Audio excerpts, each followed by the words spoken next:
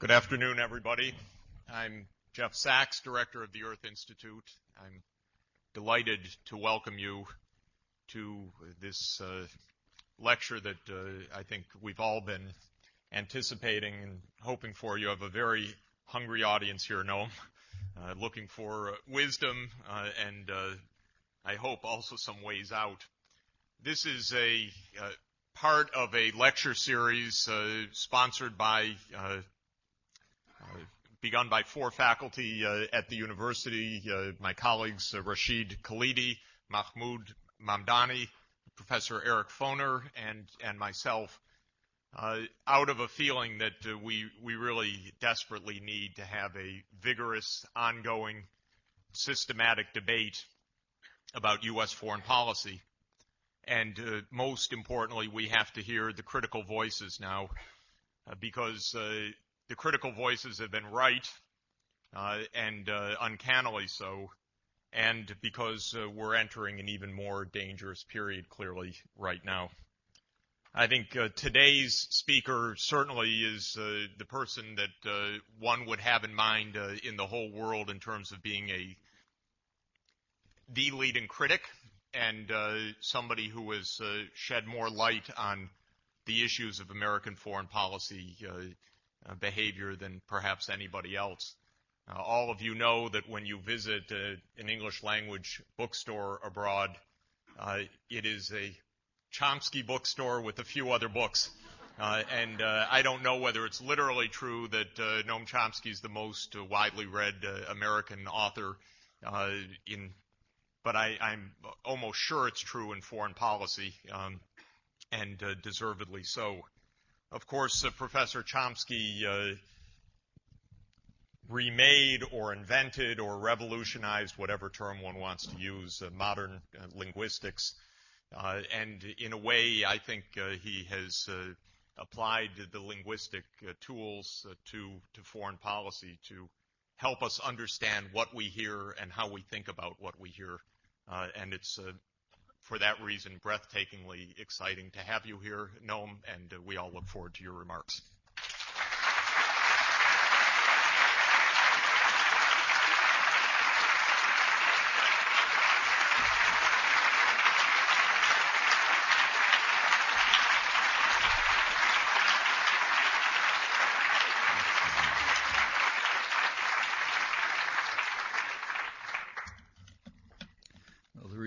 You're hungry and we're not, as we just came from a very nice lunch at the faculty club. But the hideous crimes of the 20th century led to dedicated efforts to save humans from the curse of war. And the word save is no exaggeration. Surely, since it became clear in 1945 that the likelihood of ultimate doom is well beyond what any rational person would be willing to tolerate. Actually, the phrase ultimate doom is not mine.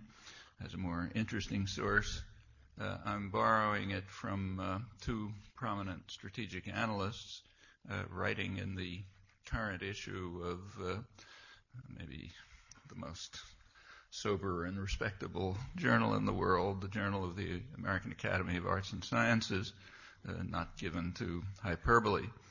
They conclude that Washington's current military programs and aggressive stance, which have their origins in the Clinton years but have been accelerated very sharply in the last few, they say these carry an appreciable risk of ultimate doom, and they go on to express the hope that the threat will be countered by a coalition of peace-loving nations led by China.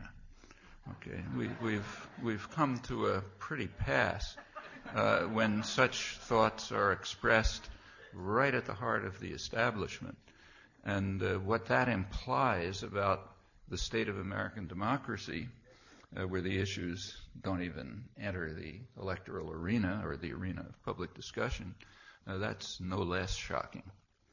And as for what we can do, it's to overcome that huge democratic deficit. which may indeed lead to ultimate doom. Shouldn't be waiting for China to do something about it. It's also not comforting to read a related article in the same issue in which a leading authority on constitutional law discusses the concept of sovereignty that has been crafted by the Justice Department, articulating, as he puts it, a view of presidential authority that is all too close to the powers that Carl Schmitt, the leading German philosopher of law during the Nazi period, was willing to accord to his own Führer.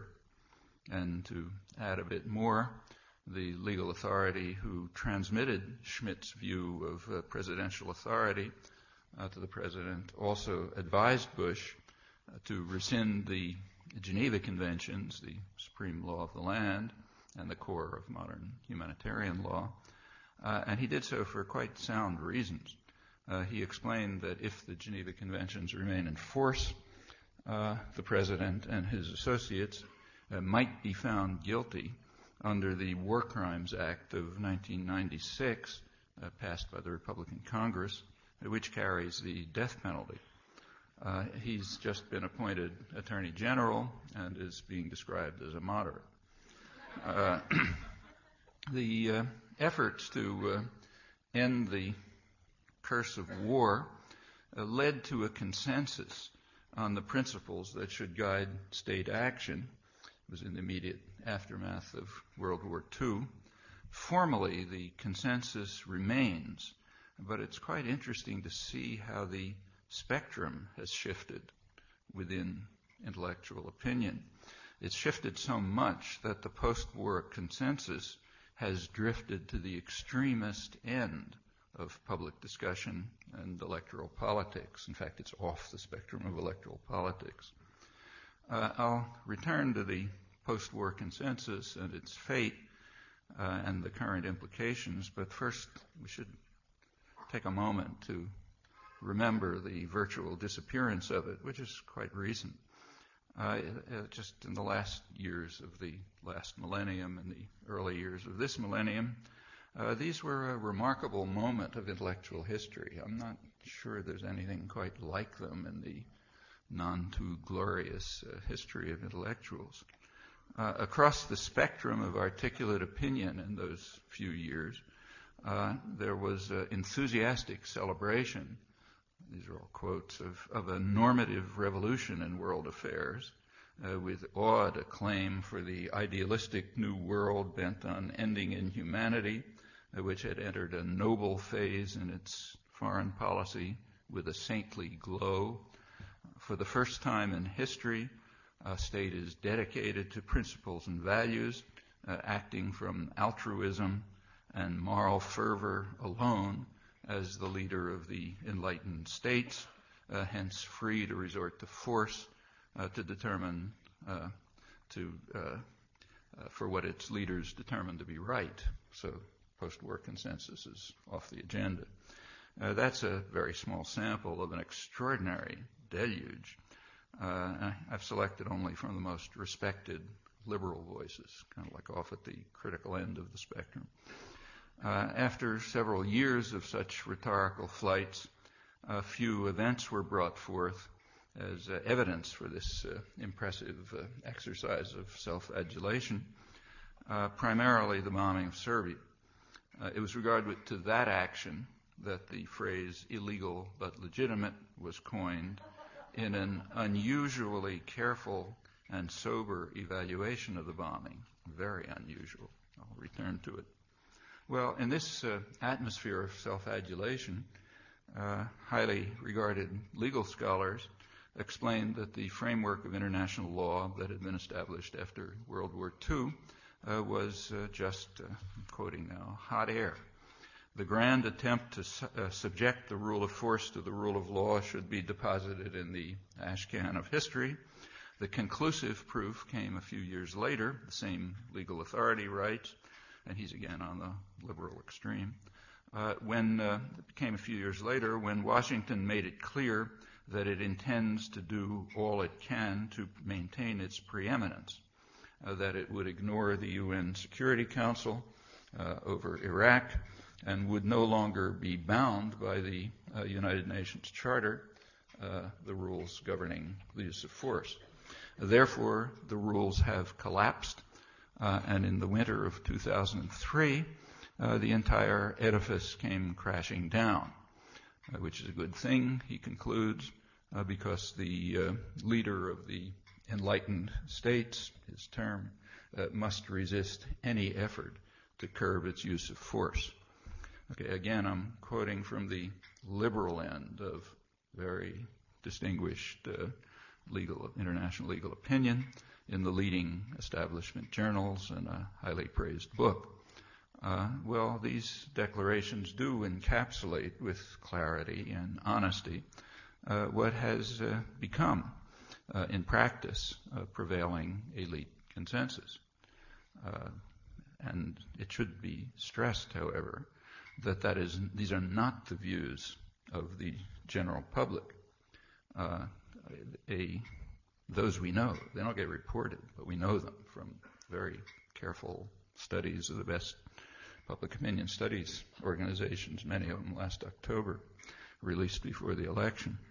Turns out that a considerable majority of the population believe that the United States should accept the jurisdiction of the International Criminal Court and the World Court, should sign the Kyoto Protocols, should rely on the United Nations to take the lead in international crises, including the specific case of Iraq, including security, reconstruction, political transition in Iraq, and the United States should even abandon the Security Council veto. It should rely on diplomatic and economic measures more than military ones in the so-called war on terror, and it should use force only if, I'm quoting, there is strong evidence that the country is in imminent danger of being attacked, thus rejecting the bipartisan consensus on what's misleadingly called preemptive war. It's notable that it goes on like this. These views are held by people in virtual isolation. They very rarely hear them. Probably the people who give those answers assume I'm the only one in the country who thinks this. I have no other basis for it. None of this is discussed publicly in the media, the journals, except way at the extreme. Doesn't enter political campaigns, and only very marginally in opinion journals and media. And the same extends to other domains. I won't go into it, but it does raise very important questions in our own country about what we call a democratic deficit when we talk about others, meaning formal institutions but not functioning. The efforts to spare the world the horrors of war received their formal expression first in the Kellogg-Briand Pact of 1928, which sought to outlaw war, but they took a definitive form in the United Nations Charter, which opens by expressing the determination of the signatories, I'm quoting it, to save succeeding generations from the scourge of war, which twice in our lifetimes has brought untold sorrow to mankind. And by then, not just untold sorrow, but total destruction, as all participants knew, but also knew they could not mention. So the words atomic and nuclear do not appear in the Charter. In the United States, the Charter is part of the supreme law of the land. Its provisions were spelled out further in the Nuremberg Tribunal judgments, which declares that initiation of a war of aggression is the supreme international crime, differing only from other war crimes in that it contains within itself the accumulated evil of the whole. So, for example, it's in a way a mistake to talk about the extreme and overt war crimes that are being carried out in Fallujah, because they are simply part of the evil of the whole once you carry out aggression, then particular war crimes like attacking hospitals and so on don't really count. At Nuremberg, those who were judged to have played any role in the supreme crime, for example, the German foreign minister, were sentenced to death by hanging. The Tokyo tribunal was far more severe. Well, although the principles they enunciated were significant, both tribunals, Nuremberg and Tokyo, were deeply flawed by the most elementary moral standards. Their founding principles very explicitly rejected the principle of universality, the foundation of all moral judgment, which says that we apply to ourselves the same standards we apply to others if we're serious, more stringent ones. That was all rejected very explicitly. They had to define war crime and crime against humanity, and it was crafted explicitly in such a way as to exclude the victors. It was not concealed. It was discussed openly that if the victors had carried out a crime, it wasn't a war crime. So the actual definition of war crime and crime against humanity for the tribunals was crime that you carried out and we did not. And to underscore that fact in the actual tribunal proceedings, Nazi war criminals were absolved if the defense could show that their U.S. counterparts had carried out the same crimes. Well, every subsequent tribunal is discredited by the same moral flaw. Take one that's going on right now, the Yugoslavia tribunal, now in session in The Hague. It's a striking example. A group of international lawyers requested the tribunal to investigate NATO crimes that were recorded by the major human rights organizations and other sources, in fact, even admitted by the NATO command. The prosecution rejected the request without investigation, which happens to be a violation of the laws of the statutes of the tribunal. The first prosecutor, Louise Arbour, stated right in the midst of the bombing that I accept the assurances given by NATO leaders that they intend to comply with international humanitarian law. So no investigation is necessary. Her successor, Carla Del Ponte, simply stated that NATO assurances left her very satisfied that there is no basis for opening an investigation of the NATO air campaign. Okay, finishes that. That's actually consistent with the Nuremberg and Tokyo tribunal judgments. The powerful are immune by definition. Doesn't matter what the facts are, so there's no need for an investigation. Yugoslavia did bring charges to the World Court. That's also ongoing. It invoked, among other things, the Genocide Convention. And these proceedings do continue, but without the participation of the United States excluded itself on the grounds that when Washington finally signed the Genocide Convention after 40 years, it added a reservation excluding itself from charges. And the court correctly accepted that argument. World Court statutes require that both sides agree to be subject to adjudication. Well, much the same happened in the case that was brought by Nicaragua against the United States 20 years ago.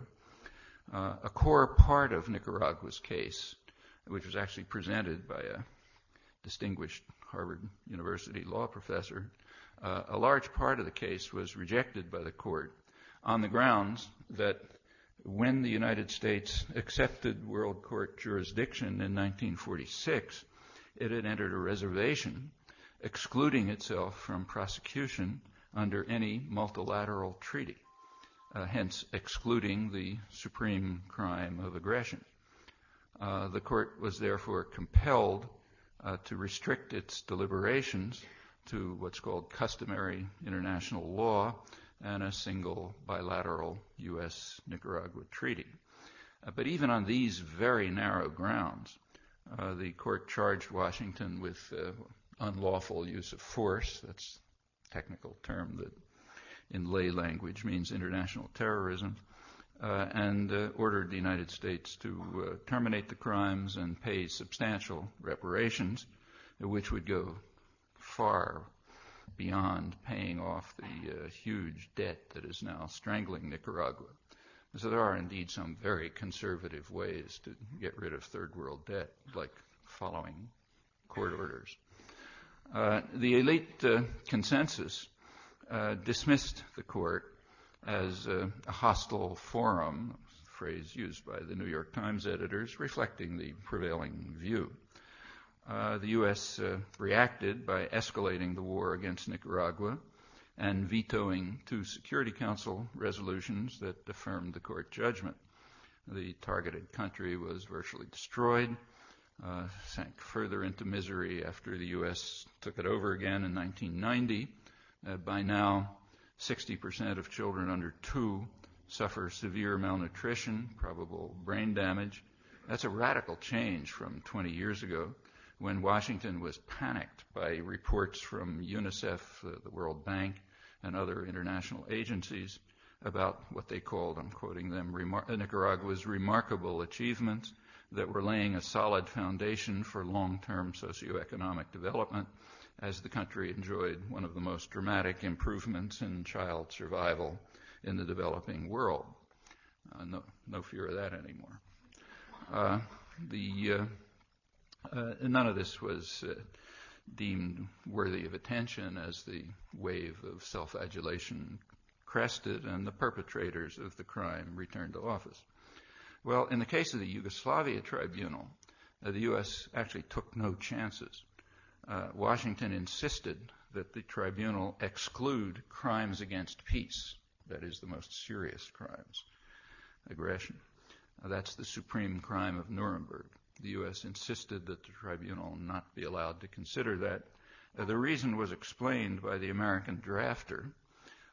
He said that the U.S. did not want to establish precedents that might hamper U.S. military action, such as the invasion of Panama, which had just taken place and which had been condemned by the UN General Assembly, but not the Security Council, thanks to the veto, which prevents that. Rejection of the principle of universality is understandable. All you have to do is think through the consequences if we were willing to entertain elementary moral standards. So if, say, the United States is entitled to carry out what's now called anticipatory self-defense against terror in accord with the elite consensus, there's no disagreement about this. If it's entitled to, except for the public, but according to the elite consensus, we have that right.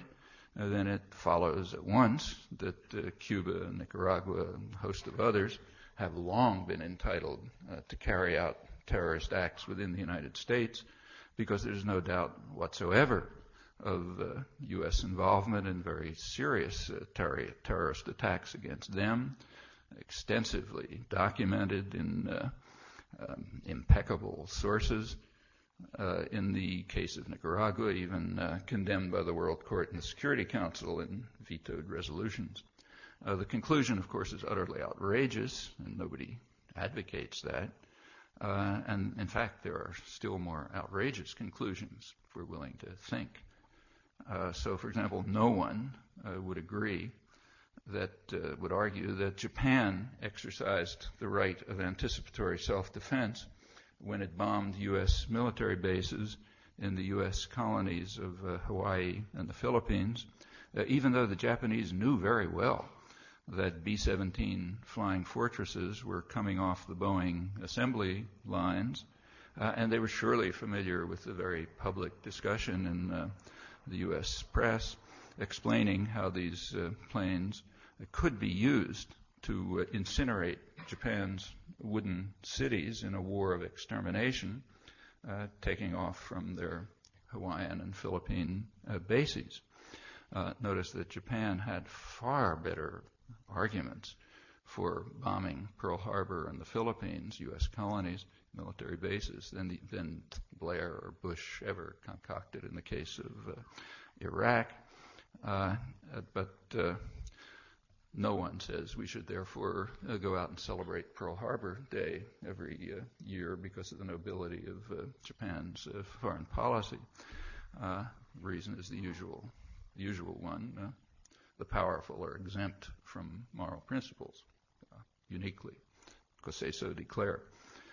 Nor would anyone accord the right of anticipatory self-defense to any other state today, apart from the self-declared enlightened states, which have the power to determine norms, and they apply them selectively at will, while basking in self-praise. These are among the prerogatives of power in well-disciplined societies. The principle of universality has a crucial exception, and rejection of moral norms, moral truisms, the most elementary of them, is so deeply entrenched that even raising the question would be considered an unspeakable abomination. These happen to be our fundamental guiding values, worth thinking about. Well, let's return to the resort to force. The UN Charter is quite explicit about what's permitted, namely when it's authorized by the Security Council or is undertaken in self-defense against armed attack until the Security Council acts.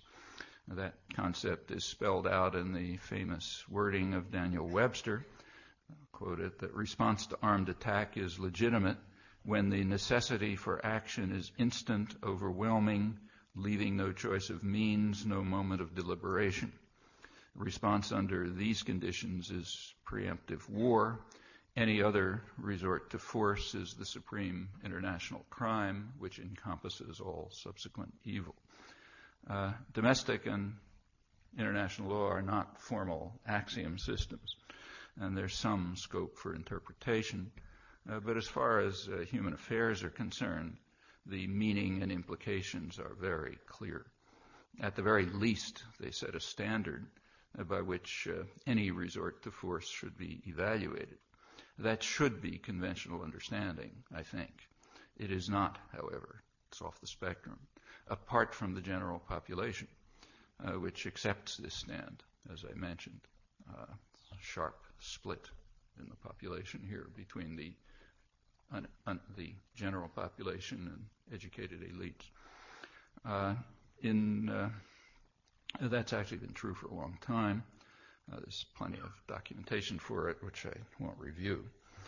In brief, the idea that the U.S. should adhere to international law and its own constitution, unless very powerful justification can be given from departure for those principles, that's now an extremist position in elite discourse. So extreme that it's scarcely even mentioned in very crucial and obvious cases.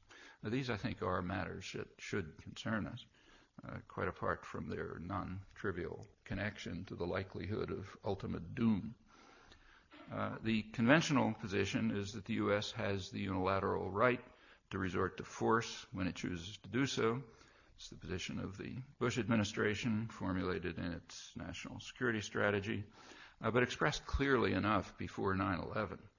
So in an article in Foreign Affairs, even before the election, Condoleezza Rice, now the new Secretary of State as of this morning, she condemned what she called the reflexive appeal to notions of international law and norms, and the belief that the support of many states, or even better, of institutions like the United Nations, is essential to the legitimate exercise of power.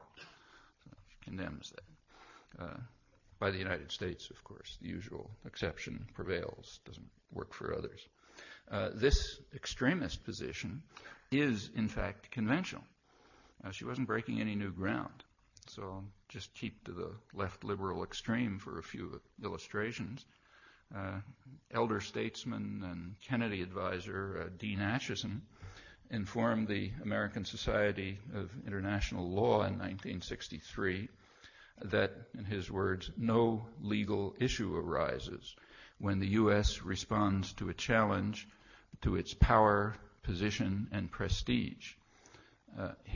we don't even need any pretexts, in other words. He was speaking shortly after the Cuban Missile Crisis, which had brought the world close to the brink of nuclear war a few months earlier. An important part of the background for that, which he of course knew, was Kennedy's campaign to bring the terrors of the earth to Cuba. The phrase is historian and Kennedy advisor Arthur Schlesinger, in his biography of Robert Kennedy, who was assigned responsibility for the massive international terrorist attack, which escalated in later years, actually continuing into the late 1990s. Well, that's Kennedy and Atchison. Clinton adopted essentially the same position. There was a Clinton doctrine. It advocated, I'll quote it, unilateral use of military power to defend vital interests, such as ensuring uninhibited access to key markets, energy supplies, and strategic resources, without even the pretexts that Bush and Blair devised. Well, taken literally, the Clinton doctrine is far more expansive than the Bush national security strategy, which declared the right to use force to dominate the world and destroy any potential challenge. The Bush national security strategy aroused enormous fear and concern around the world and elicited very harsh criticism, even within the foreign policy establishment. The more expansive Clinton doctrine, in contrast, was barely even reported. And the extensive literature on the national security strategy makes the difference clear. The objections had to do with style and manner of presentation, not substance. There's no disagreement on that. It was put rather well by Clinton's Secretary of State, Madeleine Albright, in an article in Foreign Affairs.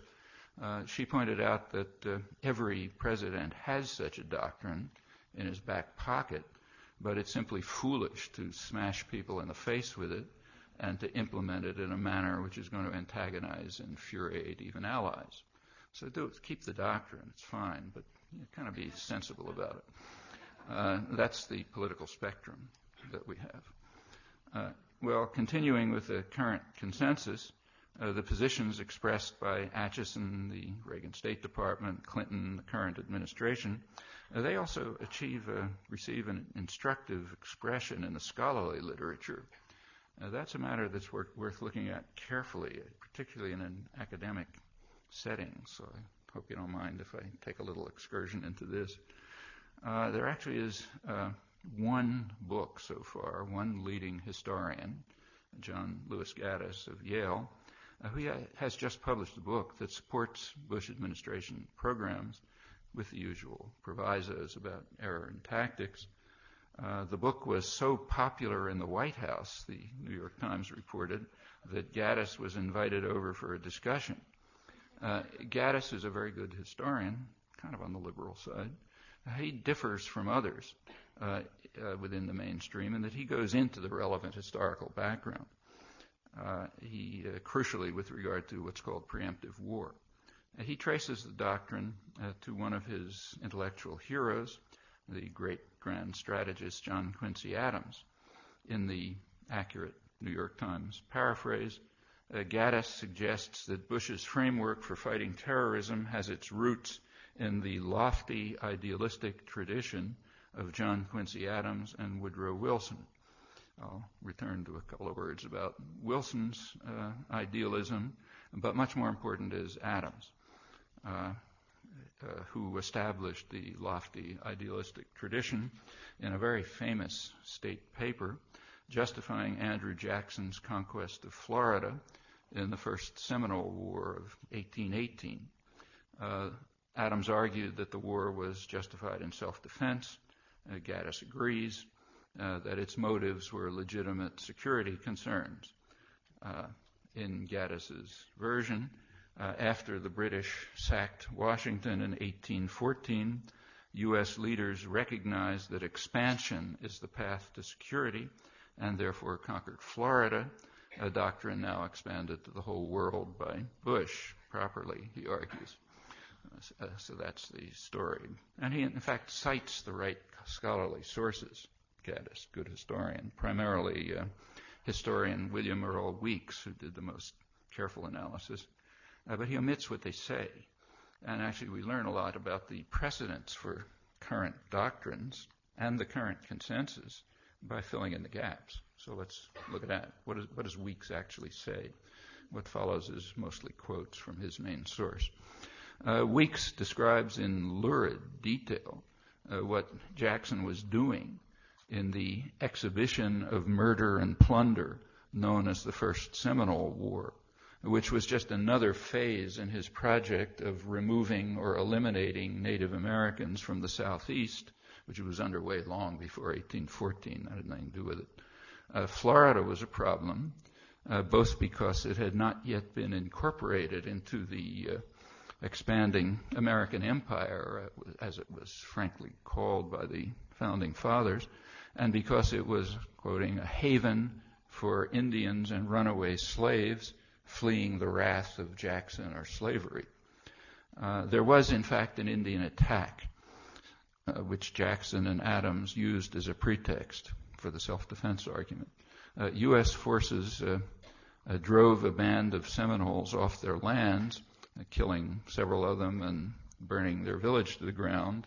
They retaliated by attacking a supply boat under military command, and seizing the opportunity, Jackson, quoting again, embarked on a campaign of terror, devastation, and intimidation, destroying villages and sources of food in a calculated attempt to inflict starvation on the tribes who sought refuge from his wrath in the swamps. And so matters continued, leading to Adams' highly regarded state paper, which endorsed Jackson's unprovoked aggression to establish in Florida the dominion of this republic upon the odious basis of violence and bloodshed. Those happen to be the words of the Spanish ambassador, but as Weeks writes, a painfully precise description. Weeks continues, Adams had consciously distorted, dissembled, and lied about the goals and conduct of American foreign policy to both Congress and the public. If that sounds familiar, it's not an accident. He had grossly violated his proclaimed moral principles, implicitly defending Indian removal and slavery. The crimes of Jackson and Adams proved but a prelude to a second war of extermination against the Seminoles, in which the remnants either fled to the west to enjoy the same fate later, or were killed or forced to take refuge in the dense swamps of Florida. Today, Weeks concludes, the Seminoles survive in the national consciousness as the mascot of Florida State University, which is again a very typical case. Weeks also stresses the important point that Adams, his forceful endorsement of Jackson's crimes, shifted the power to make war from Congress, which is what the Constitution says, to the executive in violation of the Constitution. It's a principle that remains in force since 1818, not troubling strict constructionists, apparently. He goes on to point out that Adams's rhetoric also established, I'm quoting, the presidential rhetoric of empire designed to marshal public and congressional support for its policies, a durable and essential aspect of American diplomacy, inherited and elaborated by successive generations of American statesmen, but fundamentally unchanged over time. The rhetorical framework, he says, rests on three pillars: the assumption of the unique moral virtue of the United States, the assertion of its mission to reform the world, to redeem the world by spreading its professed ideals and the American way of life, and the faith in the nation's preordained destiny. The theological framework undercuts reasoned debate, and it reduces policy to a choice between good and evil, therefore reducing the ever-present threat of democracy. Critics can be dismissed as anti-American, an interesting concept borrowed from the lexicon of totalitarianism. The issue of defense against Britain, the only potential enemy, never even arose remotely. The British Minister Castlereagh, was so eager to cement Anglo-American relations that he even overlooked Jackson's murder of 2 innocent British citizens, which Adams defended for, as he put it, for its salutary efficacy for terror and example. Weeks suggests that Adams was heeding the words of Tacitus, his favorite historian, that crime once exposed had no refuge but in audacity. The goal of Adams's diplomacy had nothing to do with security. It was territorial expansion to the Pacific. And that was finally achieved, although in one sense the British threat was not overcome. British military force barred the intended conquest of Canada and Cuba. As for Cuba, Adams predicted that it would drop into U.S. hands like a ripe fruit by the laws of political gravitation once the U.S. had succeeded in overcoming its British enemy. And by the end of the century, the laws of political gravitation were working, and the U.S. was able to intervene to bar Cuba's liberation from Spain. That's what we call liberating Cuba, but in fact it was preventing the liberation of Cuba and turning Cuba into a virtual colony of the United States, quoting 2 respected Harvard historians, quite conservative, until 1959, when we had to turn to international terrorism and illegal embargo to restore this story. Well, filling in the blanks, the actual picture does support Gaddis's judgments about the precedents for the Bush Doctrine and its implementation. As for the expansion of the doctrine to the entire world, others may judge for themselves, and the world has judged. As international polls have shown, fear and often hatred of the United States has risen to unprecedented heights, significantly increasing the threat of terror and also the likelihood of ultimate doom.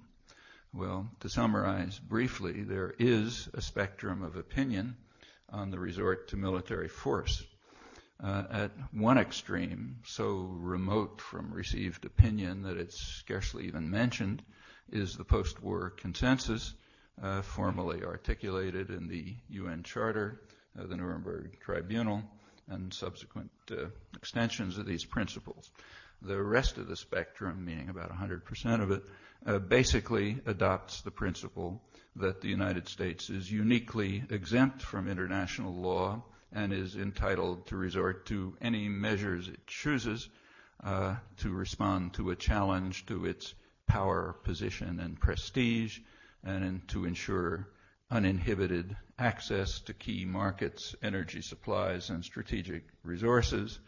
Just quoting again from the left liberal end of the consensus. The more honest are explicit in declaring these rights to be restricted to the U.S. and its clients, not to be universalized. But I have to stress again that the American public is off the spectrum. It seems to keep firmly to the post-war consensus, which is virtually excluded, totally excluded, in fact, from the political system, and virtually excluded from articulate opinion, except at the margins. Now, at the margins, we do find more nuanced opinions on the resort to force. One of the most important is the International Independent Commission of Inquiry on the Kosovo War. It was headed by the distinguished South African jurist, Justice Richard Goldstone. The commission rendered the harshest criticism of the NATO bombing anywhere near the mainstream, concluding that the bombing was illegal but legitimate. That's the phrase they used. They said it was illegal because it did not receive approval from the UN Security Council, but it was legitimate because all diplomatic avenues had been exhausted and there was no other way to stop the killings and atrocities in Kosovo. Justice Goldstone concluded from this that the UN Charter may need revision in the light of the report of his commission and the judgments on which it's based. The NATO intervention, he explains, is too important a precedent for it to be regarded as an aberration. Rather, state sovereignty is being redefined in the face of globalization and by the resolve of the majority of the peoples of the world that human rights have become the business of the international community. And he also stressed the need for objective analysis of human rights abuses. Actually, that last comment is good advice, so let's follow it. One question that an objective analysis might address is whether indeed the majority of the world's peoples accept the judgment of the enlightened states. Well, you can review the world press and official statements, and you find that that's totally false. In fact, the bombing of Serbia was bitterly condemned outside the NATO countries. Very little of it reported here. Furthermore, it's hardly likely that the self-exemption of the enlightened states from the UN Charter and the Nuremberg Principles would gain the approval of much of the world's population. Well, another question that objective analysis might address is whether indeed, to quote Goldstone, all diplomatic options had been exhausted in Kosovo. It's easy to check. When NATO decided to bomb, there were two diplomatic options on the table. There was a NATO proposal and a Serbian proposal. The latter kept from the public here, but it's a public document. After 78 days of bombing, a compromise was reached between them. Okay? That indicates that diplomatic options were indeed available. A third question is, quoting again, whether there was no other way to stop the killings and atrocities in Kosovo, as the Commission asserted, obviously a crucial matter. Well, here objective analysis happens to be unusually easy. There is a vast documentary record available from impeccable Western sources that includes several compilations, big compilations put together by the State Department, released in justification for the war, the detailed records of the OSCE, of NATO, the United Nations, lengthy and detailed British parliamentary inquiry, and other similar sources. They all reach the same conclusion. The killings and atrocities followed the bombing, as the Milosevic indictment itself indicates. Take a look at it. It's for crimes committed after the bombing, with a marginal exception. And as the NATO command had announced at once, and later confirmed in more detail, it was anticipated that the bombing would elicit the crimes that followed. How is this handled? Well, there's huge literature on Kosovo. After all, that was the proof of the normative revolution. It handles it very easily. It ignores the enormous documentary record entirely. Try to find a reference to it.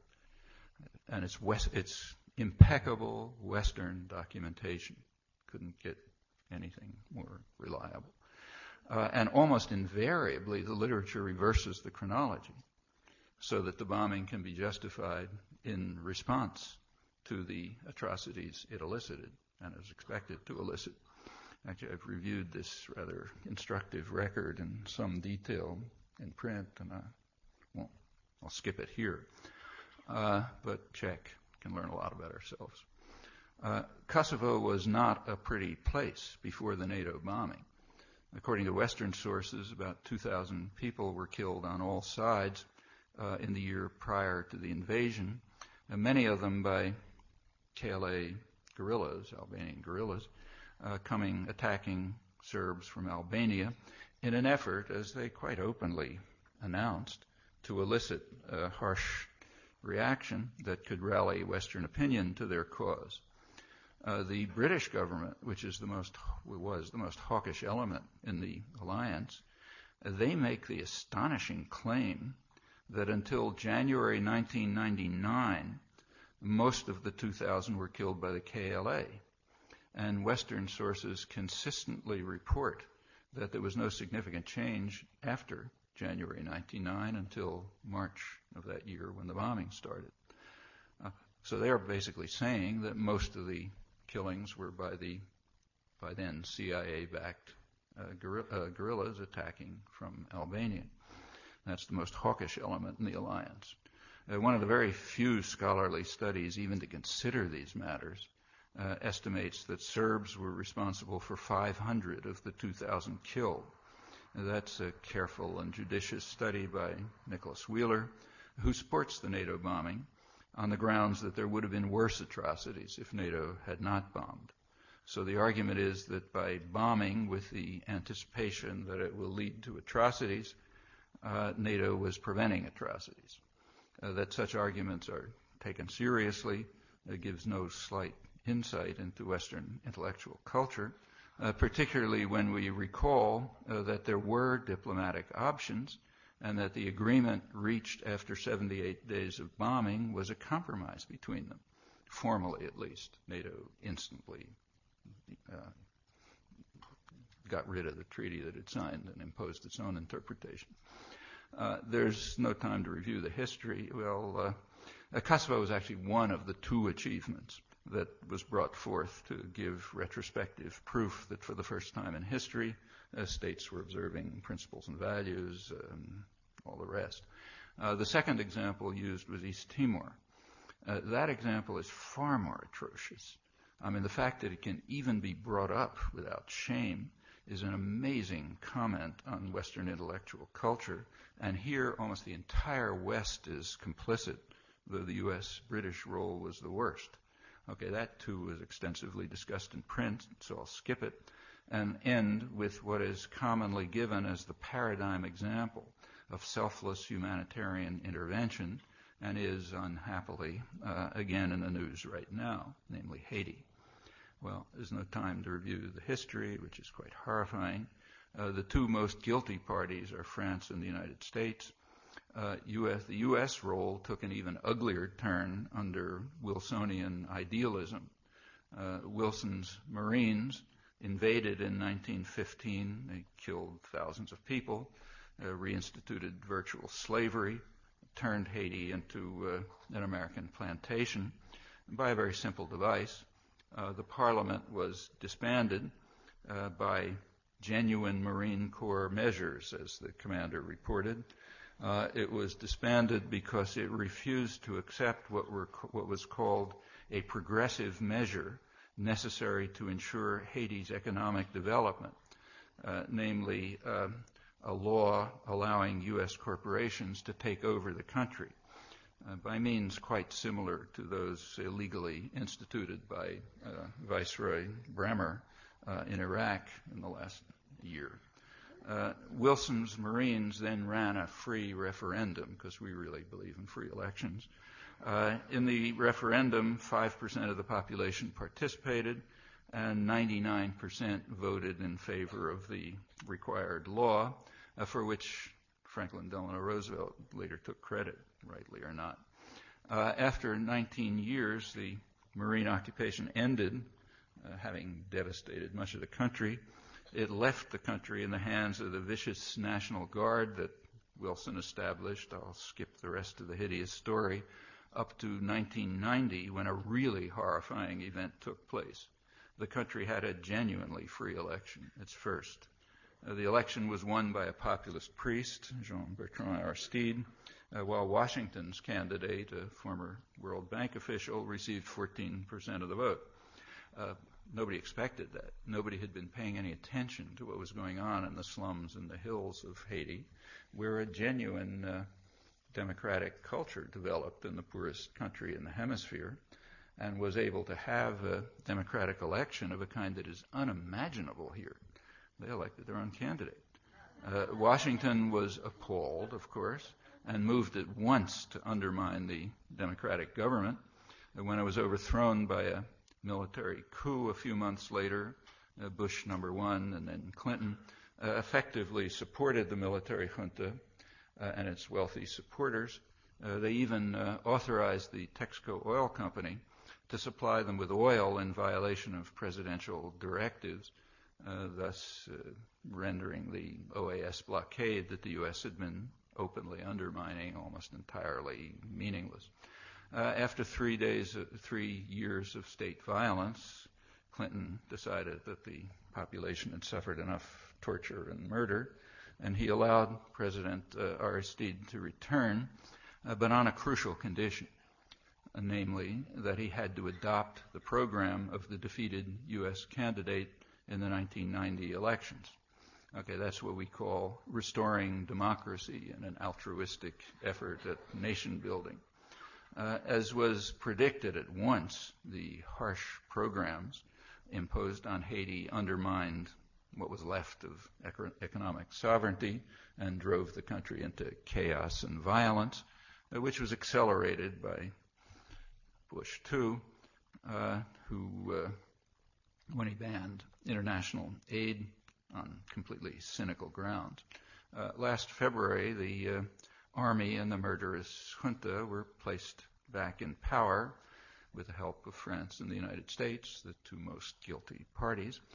And now there's a new reign of terror. That's now.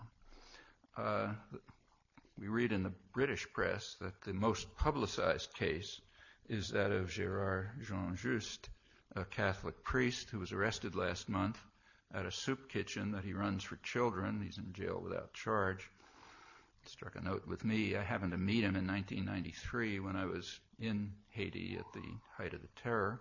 He was then underground. I've been in many awful places in the world, but I have never seen anything like the terror in the slums of Port-au-Prince under the guns of the junta, and rarely anything like the misery and poverty. The junta is now back in power, thanks primarily to the nobility of our foreign policy with its saintly glow. The paradigm example of humanitarian intervention is not so simple if we take the trouble to look at the facts, always a useful exercise. Few questions are more important today than the propriety of the use of force. And no doubt one can imagine, and maybe even find, genuine cases of humanitarian intervention, but there's always a heavy burden of proof, and the historical record should give us pause, not only our own, but that of others.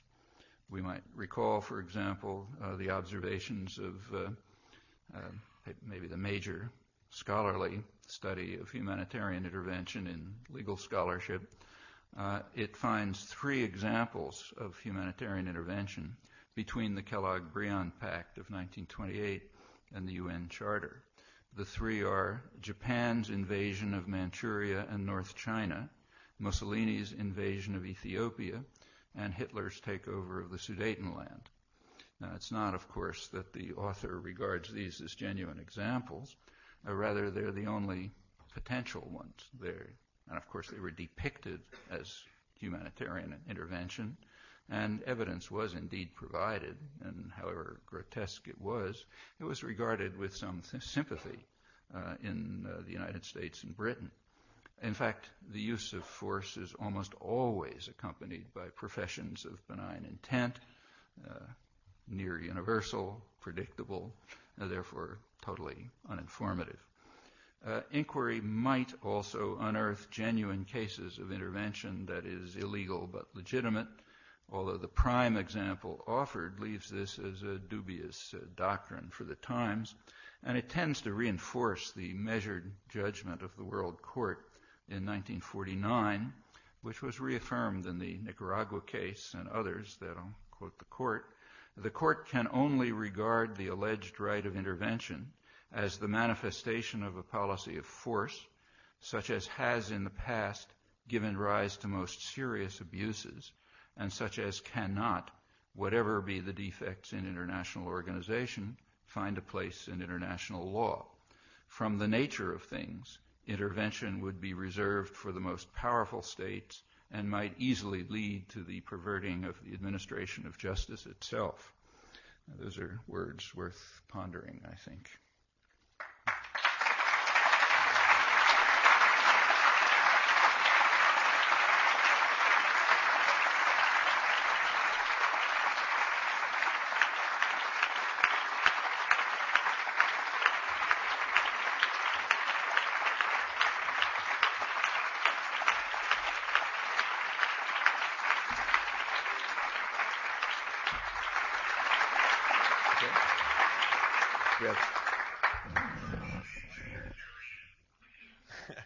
Thank you for those powerful words indeed. We have 10 minutes for questions. We have microphones set up. Please, given the limited amount of time Professor Chomsky has to get to the airport, be brief and do ask a question. And please identify yourself first. Bob Thompson, alum. Why do you think that these lawyers' torture memos on the enemy combatants, which violate international law and constitutional law, are now the elite consensus of intellects and academia? And also, could you describe a little bit more the development of the cause, why they even wrote these things, since they violated human rights and justice and international law? Well, actually, to be precise, that's not a consensus. So Gonzalez's torture memos, it came under plenty of criticism. Can you hear me? Gonzalez's torture memos came under a lot of criticism. So the idea that we have the right to commit torture and dismantle the Geneva Conventions was not an elite consensus. There was plenty of criticism of that. On that issue, there was debate. How did this come about? Well, you know the history. We're not the only country that does it. There are other countries where torture is legitimate. There's one country, our closest ally, which I believe is the only country in the world right now, at least the only Western country, in which evidence obtained under torture can be used for conviction even without supporting evidence. Okay, so torture is technically illegal, but if you get a confession under torture, it can still be used even without supporting evidence. That's Israel, where for years torture was legal. And of course it goes on all over the place. In fact, it goes on in our own prisons. But to take a stand as strong as the one that the Justice Department transmitted to Bush, that did raise objections, like the ones I quoted, in fact, which compared it to the Nazis. It's not an usual comparison at the heart of the establishment. Could you think of or imagine any form or shape in which you might support American military action, which was taken in anticipation of, like the President's justification, in anticipation of an imminent and dangerous threat to the United States? Not that the President, I'm justifying the President, but can you conceive of any form in which you might support such action? Well, why don't you generalize it and say, can you conceive of any action which any state might take? Yeah. Yeah, sure, you can imagine such things. I mean, suppose, let's say you're in Iran right now. Okay. Iran is, that's a real problem. Iran is surrounded, first of all, it's under attack by the world superpower with embargoes, this, that, and the other thing. It's surrounded by states either occupied by its superpower enemy or having nuclear weapons. A little way down the road is the regional superpower, which has hundreds of nuclear weapons and other weapons of mass destruction and is essentially an offshore U.S. military base and has the biggest air force and technologically most advanced air force in NATO, more than any NATO power outside the United States, and in the past year has been supplied by the global superpower with 100 advanced jet bombers, openly advertised as able to fly to Iran and back to bomb it, and also provided with I'm talking about Israel, provided with what the Hebrew press calls special weaponry. Well, nobody knows what that means, but if you're an Iranian intelligence analyst, you're going to give a worst-case analysis of it, of course, and has actually been publicly provided with smart bombs and deep penetration weapons and so on. I mean, they have a terrific justification for anticipatory self-defense, better than any other case I can think of, but do I approve of it? Like, would I approve of their bombing Israel or carrying out terrorist acts in Washington and so on? No. Even though they have a pretty strong case, better than anything I can think of here. Just as the Japanese had a much better case than any that I can think of here, but I don't approve of Pearl Harbor. So yeah, we can conceive of cases, and in fact some of them are right in front of our eyes, but none of us approve of them. None of us. So if we don't approve of them in real cases, which are right in front of our eyes, why discuss hypothetical cases that don't exist? I mean, we could do that in some philosophy seminar somewhere. But in the real world, there are real cases that ought to concern us, not hypothetical ones that somebody can invent. And in fact, the threat of terror and weapons of mass destruction is very severe, very severe. And the Bush administration, like the Clinton administration, doesn't care about it. In fact, they are acting consciously in ways to increase the threat. Okay, so yes, it's a serious threat. We should be concerned about it. In fact, the article I quoted on the threat of ultimate doom is talking precisely about that. It's saying, yeah, we can carry out actions in a way which increase the threat of ultimate doom for ourselves and increase the threat of terror to ourselves, but we shouldn't. They say we shouldn't do it, and we should pray that China will stop us. I think we should pray that we'll stop us. And that happens all the time. I mean, like, take, say, the invasion of Iraq. There's a big debate in Washington, which is totally pointless, and in the media about whether Bush downgraded terror in order to invade Iraq. There's nothing to debate. He invaded Iraq, okay? That proves, beyond doubt, that he downgraded the threat of terror in favor of invading Iraq. They anticipated, and their own intelligence agencies told them, and everyone else did too, that invasion of Iraq was likely to increase the threat of terror. Okay. It's not a high priority. So they invaded Iraq because that's a much higher priority. So yeah, increasing the threat of terror is not a joke. You know, you could get a nuclear weapon smuggled into a New York hotel room, and sooner or later it'll happen.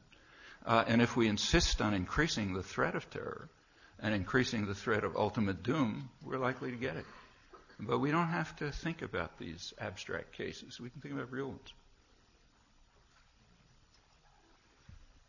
Well, I noted that Could you introduce yourself? My name is Anna, sorry. You noted that Clinton wanted to see unilateral military action in defense of U.S. access to markets. And I'll have to point out that this is exactly what the system of imperialism is. So therefore, how can you support simply regulating the system of imperialism? For example, I know you supported sanctions against Iraq in 1991, which led to the deaths of 1.5 million people. As well, you also supported a vote to... This is Spartacus League?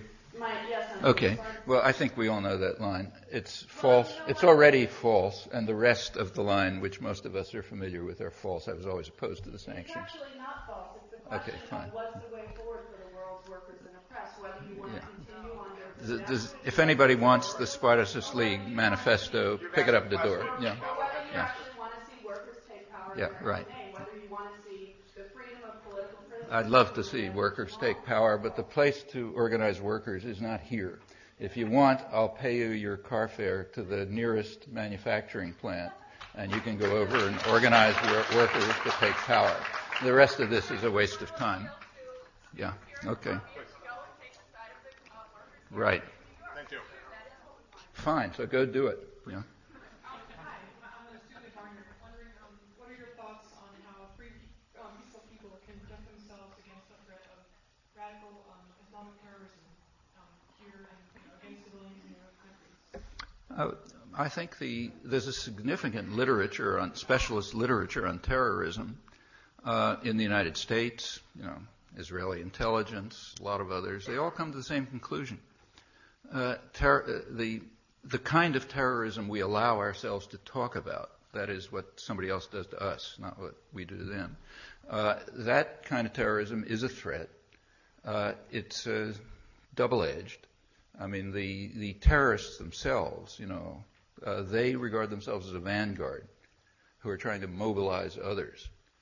And the others are, a potential reservoir of sympathy on people who may hate them and fear them, but recognize that there's some justice to their claims. That's standard, whether it's the IRA in Northern Ireland or, Osama bin Laden in the Middle East or anything else. we have two ways. We ought to therefore have a double-edged response. With response to terrorists themselves, terrorist acts, those are criminal acts. They should be treated like criminal acts. That's police action. And that's worked.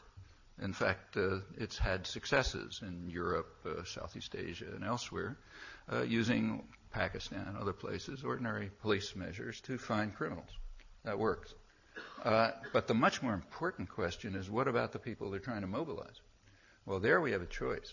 We can help the terrorists mobilize the vanguard by carrying out acts of violence, which will justify their message, or we can deal with the legitimate grievances of the people who they're trying to appeal to, which we ought to do independently of terrorism.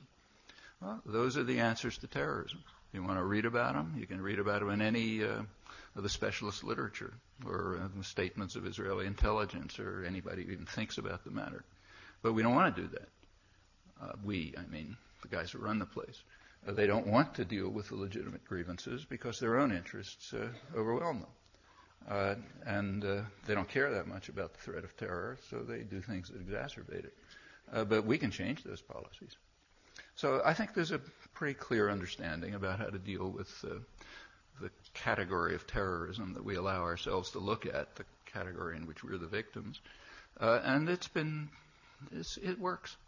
So take, say, Northern Ireland. For a long time, the British responded to IRA terror, which was pretty serious, by just more violence.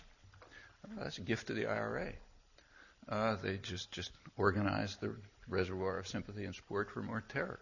Actually, IRA terror was being supported from here, and like churches in Boston were supporting it. The FBI knew all about it, but they said they couldn't do anything about it. Only Saudi Arabia is supposed to stop funding terrorists. But finally, the British finally got the idea that they better look at the grievances. And they started attending to the grievances that lay beyond, that kind of were in the reservoir of potential sympathy, and it worked. I mean, it didn't work perfectly, like, Belfast isn't utopia, but it's a lot better than it was 10 years ago. That's the way to deal with terrorism if you're interested in dealing with terrorism. If you're not interested in dealing with it, like U.S. policy, you just carry out actions which extend and increase it. We have time for one more question. Yeah. Hello. My name is Seth Barber. I'm Dr. Chomsky. This question is very broad, but it's on many people's minds.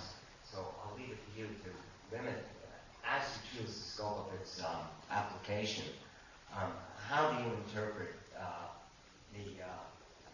the Bush electoral victory, including the possibility of electoral fraud, and what do you think its implications and ramifications might be? Okay.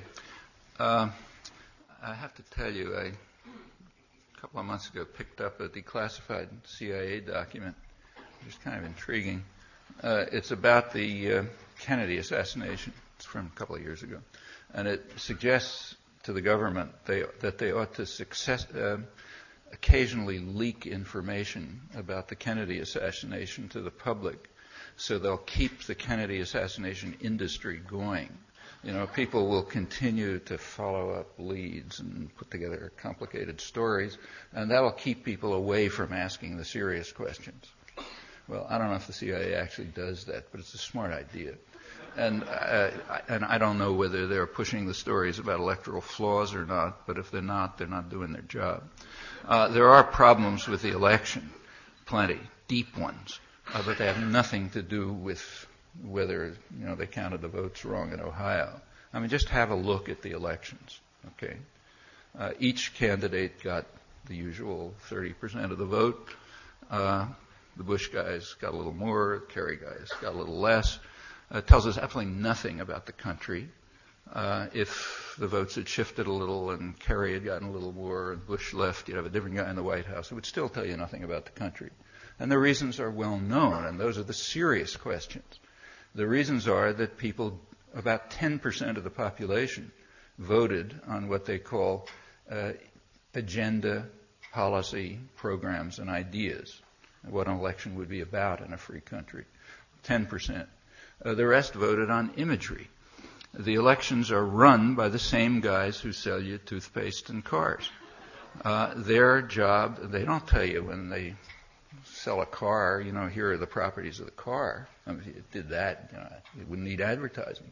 That would be a market system, but we don't believe in market systems where you provide information to people. We believe in systems that are based on deceit. You have to deceive the public into carrying out what's called consumer choice by putting a sexy model in the car or having it drive up a sheer cliff or something like that. And it's the same with, that's the whole system. That's the whole system is based on deceit. And that's the opposite of a market system, I should say. And it's the same is true in the political arena. It's based on deceit. And furthermore, it's not concealed. So, take a look at yesterday's New York Times and the op-ed pages. They have two op-eds about how the Democrats could, overcome their problems. And both op-eds are, one by a professor at NYU, another one at Berkeley, are about ways to deceive the public into sneaking in your own policies by lying to them. Well, that makes perfect sense in a society that's based on deceiving the public, whether it's to undermine markets or whether it's to undermine democracy. And in fact, that's what happened. People voted for images.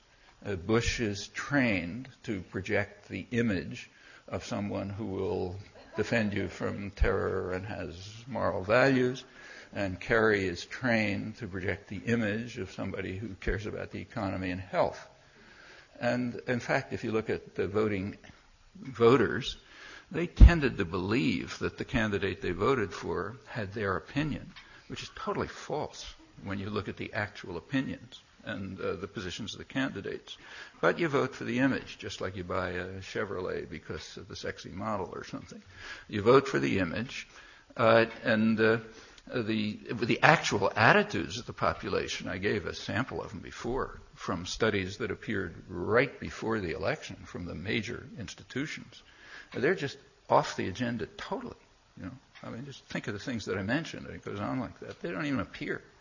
So people are voting for images, and the Bush image got a little more than the Kerry image.